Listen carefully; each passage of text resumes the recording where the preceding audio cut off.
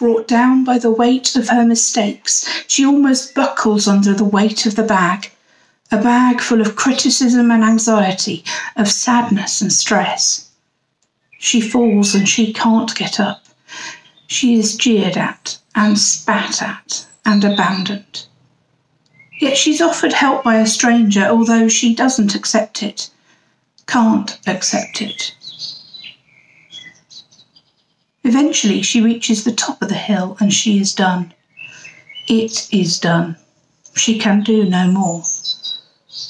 Then suddenly, she's not alone. There's someone there she knows, someone she knows well, and they talk together, and it hits me between the eyes. It's God. But God is full of these platitudes and soundbites, and I silently pray God would never do that. She wouldn't, would she?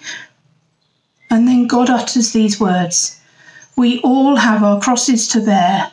I'll always be here." And I cry. I weep. I let go so much of my own sadness and stress and anxiety, knowing that those words are so true. But it didn't end there, no. She comes back down the hill. How? She meets her friends again. Who? She tells them how to make the world a better place. She reassures them. She equips them. She blesses them.